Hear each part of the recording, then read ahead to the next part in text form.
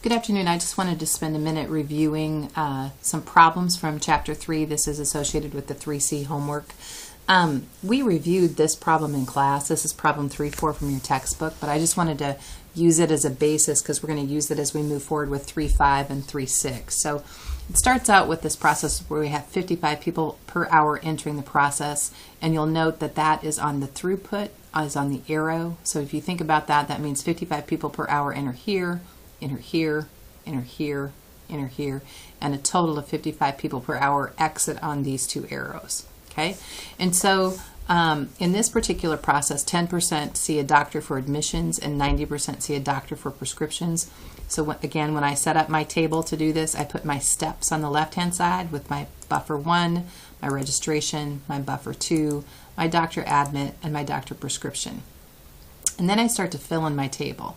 So the information that I know is, I know that I have 55 people per hour entering the process, and it stays the same all the way until I reach the doctor, right? So all of this information is given. And I know then that 10% see the doctor for admit, so that's 5.5, 10% of 55, and 90% of 55 is 49.5. So then I calculate these two pieces of information on my throughput. Sometimes students get confused in terms of when we talk about the total throughput for the process. Well, that's going to be the total number of people entering the process and exiting the process. And so we have a total of 55 that are entering and exiting this process. So that's our throughput for the process that we have bounded here. Okay. Then I need to go ahead and fill in the other information that I have. And so given to me in the problem is that I have 7 people waiting at buffer 1, and then I have 34 people waiting at buffer 2. Additionally, I know that it takes me 2 minutes at registration, and it takes me basically 30 minutes for doctor admit and 5 minutes for doctor prescription. Okay, so now I've filled in all the information I have. One of the things that I have to note is that my throughput is in people per hour and my flow time is in minutes. It probably makes more sense for us to talk about this process in minutes, so I'm going to go ahead and convert my throughput to people per minute by dividing 55 people per hour times 1 hour for every 60 minutes, which is the same as taking 55 and dividing it by 60. Okay.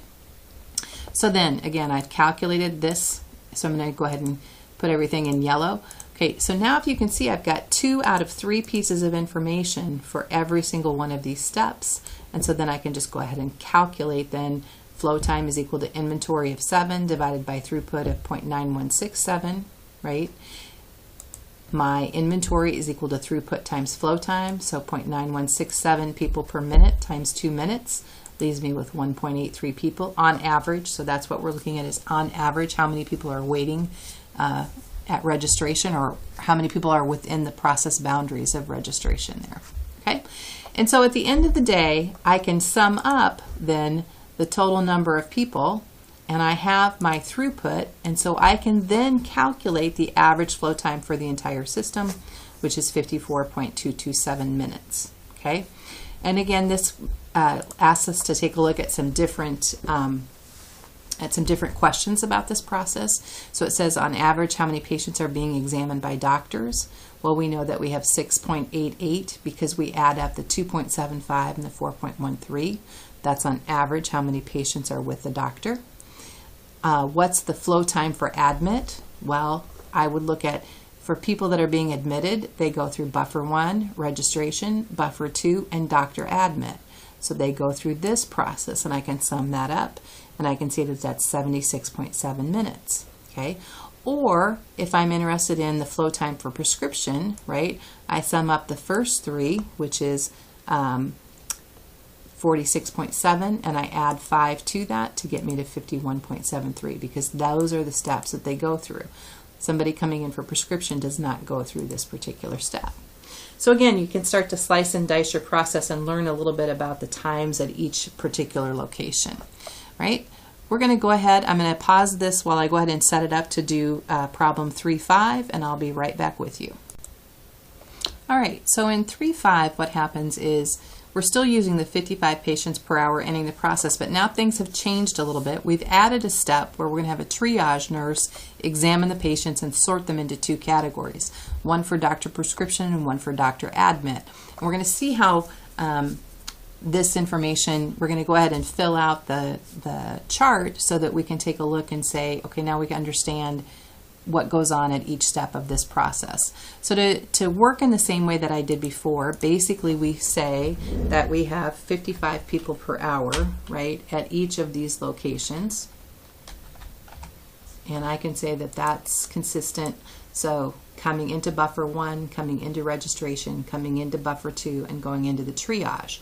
However, going out of the triage, it separates again into different levels of throughput. So then for buffer 3, in this case, right, we have 90% of our 55 patients going into buffer 3, and so that's 49.5.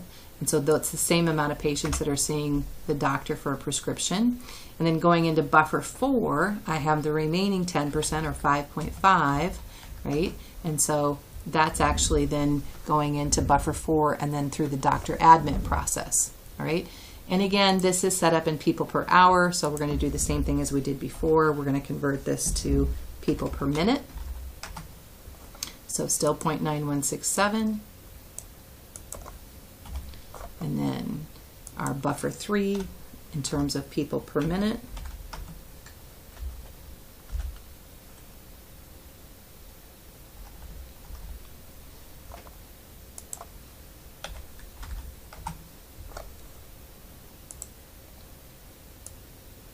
And then same thing for these bottom two, 5.5 divided by 60 is 0.0917, right? So basically we were given this information, and I'll continue to use the same kind of green. We calculated this information. And then given that information, we also calculated our people per minute.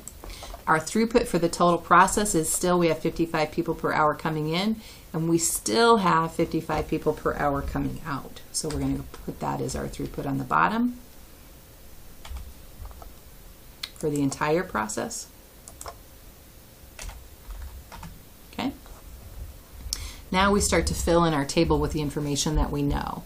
It tells us that we have 20 people waiting at buffer 1, and it tells us that we have 5 people waiting at buffer 2, we have 15 people waiting at buffer 3, and we have 1 person waiting at buffer 4. So given that information, I can go ahead and calculate the flow time there.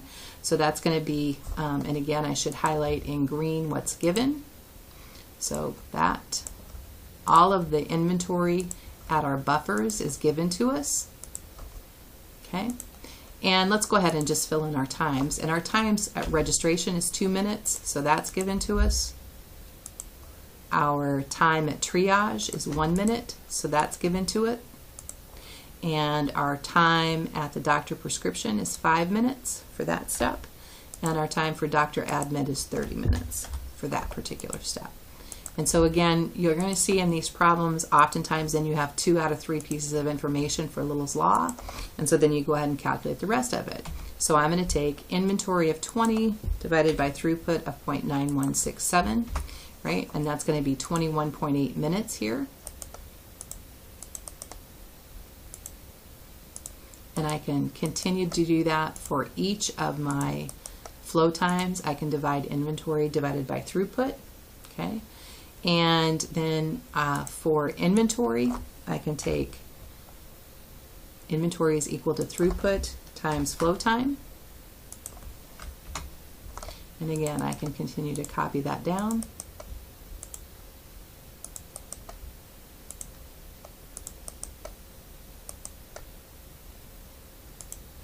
Okay, and like we said in class, for inventory, I can sum up across all the steps, and I know that I have 50.625 patients inside the process boundary.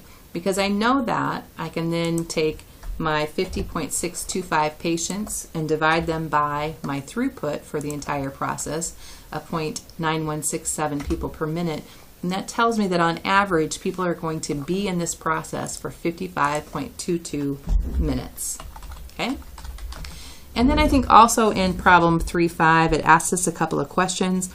On average, how long will a potential admit spend? Okay, well, if I then sum up the steps of somebody going through the admit process, it's going to be buffer 1, it's going to be registration, buffer 2, triage, and then buffer 4, and the doctor admit, right? So that's going to be roughly 71.2 minutes. Doctor prescription, on the other hand, is going to be buffer 1, registration, buffer 2, triage, buffer 3, and doctor prescription. So I sum up the times of all of that information. And you can see then we can come up with how long does a patient spend on average in each branch of the process, and we can look at on average then how long does it do, if we looked at all patients, how long on average do they spend in that process. Okay, so again, I'm going to take a quick minute and set up problem 3.6, and then we'll review it, and it builds off of 3.5. So rather than redo all the math on this one, I think what I'll do is just show you how this is different than problem 3.5. And so basically what happens is we say that we have 91% that are sent to doctor prescription and 9% that are sent to doctor admit. But what we find is that 1% get to doctor prescription and they're not in the right spot. So we have to reroute them back to the doctor admit buffer, and then they go through that process. How we adjust for that is we fix our throughput. So basically what you'll notice is our throughput here is still given to us at 55 per hour, right? And then basically we know that 91% then go through this process of this buffer and this doctor prescription. So we get that, okay? And then we come down here and we say, okay, well, we've got 55 per hour and we've got 9% coming into it plus another 1% coming into it. So we take our 10% times our 5.5, right? And we calculate that. And I should have put this in yellow, both of these in yellow, because we're calculating that. So basically you're taking the inbound arrows and taking the number of flow units, in this case it's given to us in percentage, and you're using that as the throughput. So whatever's coming in on those arrows is your throughput.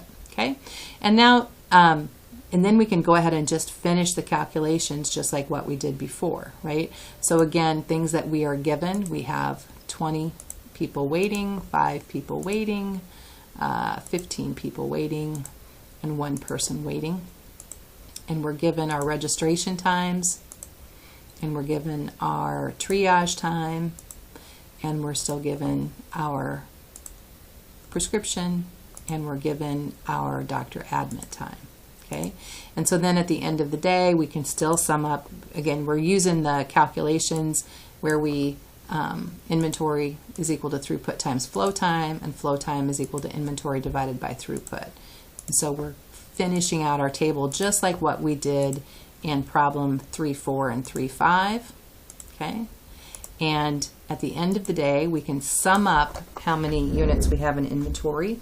So in this case we have 50.67 people inside the process boundaries. We have 55 people per hour for throughput, converted to 0.9167 people per minute.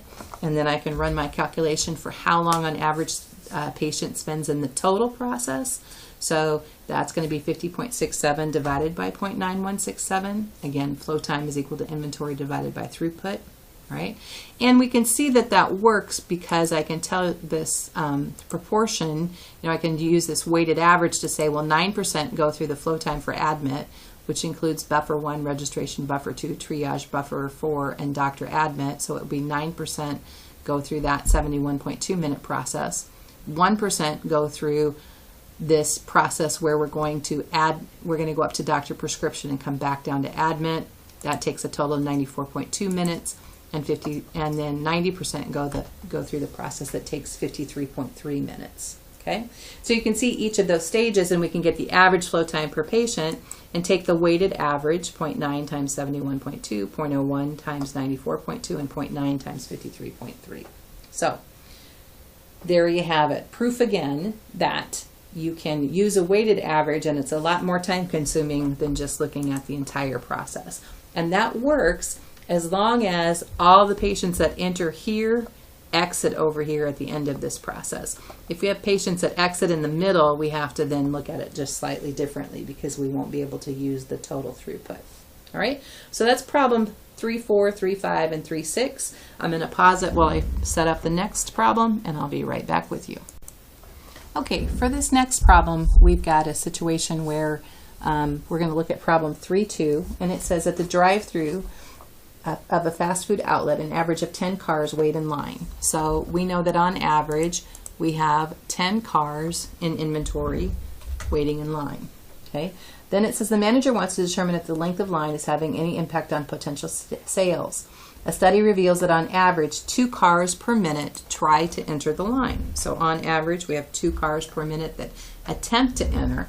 However, 25% of those drivers are dismayed by the long line and simply move on. So in this case, we have to adjust our throughput, which is 2 times 1 minus 0.25, or 75% that remain in the process, right? So now we've adjusted our throughput for this 25% that are leaving. And so our throughput is not 2 cars per minute, it's 1.5 cars per minute. And so then I can determine how long a car waits on average in line by taking my inventory of 10 and dividing it by my throughput of 1.5. And so that would be 6.67 minutes. All right, I'm going to take just a minute and set up for the next problem. Okay, so we're going to take a look at problem 3.8 from your textbook, page 77. And it's about Jasper Valley Motors, which is an auto dealership, and they sell a total of 160 vehicles per month on average. Okay, so 160 vehicles per month on average. We know that 60% of those are new and 40% are used. So that means that we have 96 new and 64 used once we do that.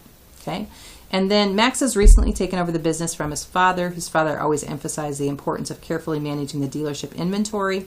Inventory financing was a significant expense. Max's father consequently taught him to keep inventory turns as high as possible.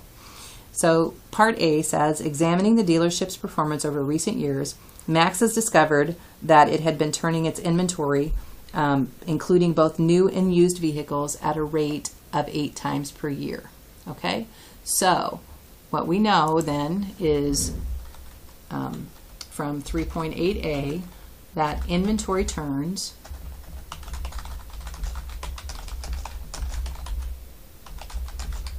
is 8 times per year.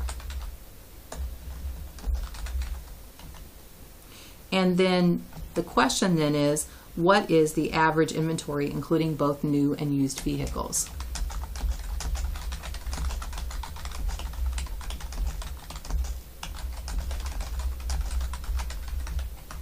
Okay, so what we know from this section that we just did for lecture 3 of chapter 3, we know that inventory turns is equal to throughput divided by inventory. And so we know that our turns are 8 times per year. We know that our throughput of total cars is 160 cars per month. And therefore, if we were going to convert that to year, we would go throughput is then equal to 160 times 12 because we need to be in the same unit of measure as our turns, right? And so if turns equals throughput divided by inventory, algebraically we should be able to say that 8 then is equal to our throughput of 1920, right, divided by our inventory. And then my math would say that inventory then is going to be equal to 1920 divided by 8, which should be 240 cars on average is my average inventory. Okay, so that's part 3A. Okay, so that gives us our solution. All right, 3B says, drilling down into numbers, Max has determined that the dealership's new and used businesses appear to behave differently. He has determined that turns of new vehicles are 7.2. Okay, so this is going to be 3.8b, turns of new, we say is 7.2, and turns of used are 9.6. Okay, and then it's, I guess what we know is that holding a vehicle in inventory for a month cost a new vehicle, the financing cost, is $175, and holding a new or a used vehicle is $145. Okay, and so in order to determine the average monthly financing cost per vehicle, basically then we need to find our average inventory, right? And so we're going to start out by converting our turns. So this is turns per year, and we need to convert that to turns per month because that's the unit of measure that we're going to use. So we're going to take our turns of 7.2 and divide them by 12, right? We're going to take our turns of 9.6 for used vehicles and divide it by 12. Okay, so now we have turns per month for new and used. Okay, I know my throughput for new and used, right? Because we figured it up above at the very top. So throughput of new vehicles is 96 vehicles a month. Throughput of used vehicles is 64 a month. Okay, and then in the same way that we calculated our inventory in the step above, we can now calculate our inventory of cars here, because we know that our inventory is going to be equal to our throughput, right, divided by our monthly turns. And our inventory, again, is going to be our throughput divided by our monthly turns, right? So 160 cars on average and 80 cars on average. Now that I know that, I can calculate my monthly financing in dollars by taking the inventory of cars that I have on average for each type and multiplying it by the financing cost. Okay?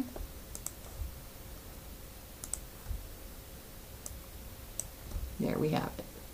Okay, so our total financing cost then is going to be the sum of both the new and the used for $39,600 in total. All right? Then it says in 3.8c, it begins to talk about a consulting firm has suggested that they subscribe to a monthly market analysis, right? And in order to do that, we're wondering how much should they be willing to pay. Okay, they're suggesting that if they use this service, it's going to reduce, let me read it right, to maintain its current sales rate of new cars while reducing the amount of time a new car sits in inventory before being sold by 20%. So, assuming that claim is true, how much should they be willing to pay for the service? Okay, well, we again know that our cost of financing, we can just copy and paste that down, for new and used, right? And we would adjust our average inventory, right, that we had calculated up here. So we had average inventory, and we would say that we would have 20% less, so 1 minus 0.2. So 160 times 1 minus 0.2 leaves us with 128 in inventory. And if I do the same thing for the used cars, right, that leaves us to 80 times 1 minus 0.2, right? And I can come up with my monthly financing then.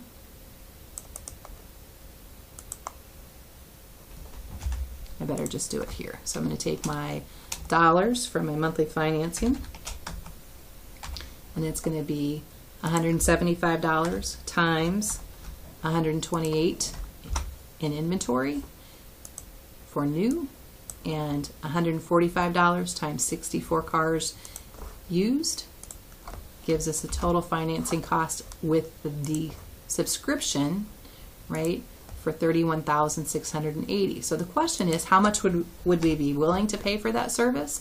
Well, certainly up to the amount that we would save, so the difference is $7,920. All right, so that's, oh, I'm sorry, there is a slight mistake here. The used inventory does not change, only the new inventory changes. So I needed to just double check that fact from 3C. And so then the new financing costs are $34,000, so we would be willing to pay up to $5,600. All right, I think that's going to do it for the overview of the problems from Chapter 3, Part C. So this should associate with that 3C homework. I hope you find it helpful, and we'll talk to you soon.